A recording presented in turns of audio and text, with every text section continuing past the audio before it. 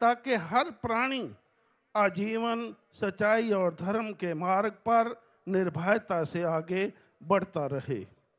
इस प्रकार संतोष धैर्य की पोशाक पहन जब वह सच्चाई धर्म के रास्ते पर निरंतर डटे रहते हैं तो उनके अंदर तीनों तापों का टेम्परेचर घटता बढ़ता नहीं अपितु सम रहता है।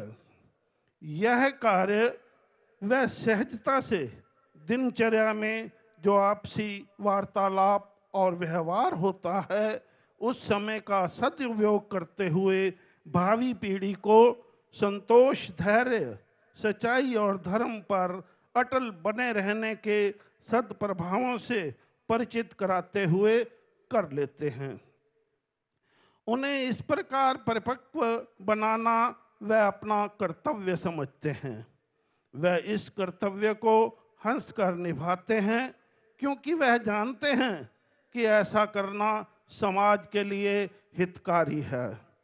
इसी परिपक्वता द्वारा सज्जनों की उच्च बुद्धि, उच्च ख्याल, भक्ति प्रबल और शक्ति ताकतवर हो जाती है, अर्थात नौजवान युवावस्था बनी रहती है। यहाँ इस सत्य को भी जान लेना आवश्यक है कि जहाँ संभव है वहाँ संकल्प नहीं होता। ये सारी क्रिया अंदरूनी वृत्ति में होती है जिसका बहरूनी वृत्ति द्वारा सबको दर्शन होता है। तभी तो सतयुग का हर सज्जन चरित्रवान और धर्मपरायण होता है। उनके मन वचन कर्म द्वारा सभी का कल्याण होता है।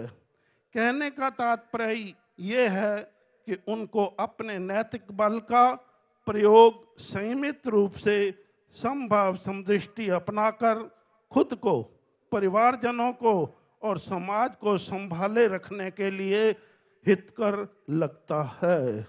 अब आगे सुनो।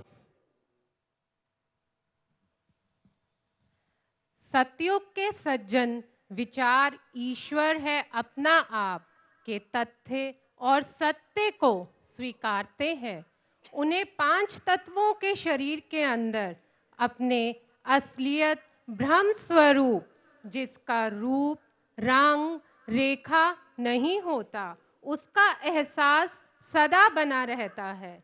यही कारण है कि उन जीवों का ख्याल शरीरों में रहते हुए भी सदैव उससे निर्लेप रहता है।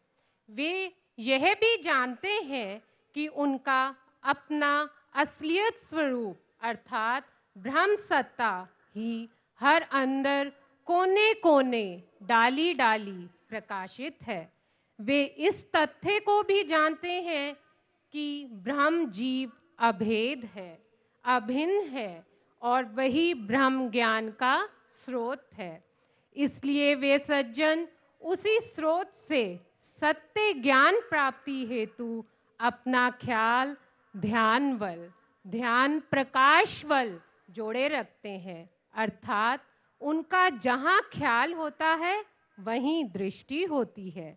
इस ब्रह्म जीव और जगत के बारे में सत्य ज्ञान धारणा क्रिया द्वारा वह सदा सत्यनिष्ठ और धर्म परायण बने रहते हैं। इसी संदर्भ में सतवस्तु के कुदरती ग्रंथ के अनुसार सतयुग आते ही द्वापर, त्रेता और कलयुग के सब ग्रंथ शांत हो जाते हैं। परिणाम स्वरूप ख्याल बहरूनी वृत्ति में विचरते हुए भी अंदरूनी वृत्ति में अपने असलियत प्रकाश में ठहरा रहता है। यानी जहाँ ख्याल है वहाँ दृष्टि की युक्ति द्वारा उन सज्जनों का ख्याल स्वच्छ और दृष्टि नित्य कंचन बनी रहती है। यह ख्याल और दृष्टि की एकाग्र अवस्था अर्थात ध्यान का साधना उन सज्जनों के लिए सत्य ज्ञान प्राप्ति सुगम बना देता है। सतयुग के सज्जन यह जानते हैं कि जो ब्रह्म प्रकाश या स्वरूप उनके अपने मन मंदिर में स्थित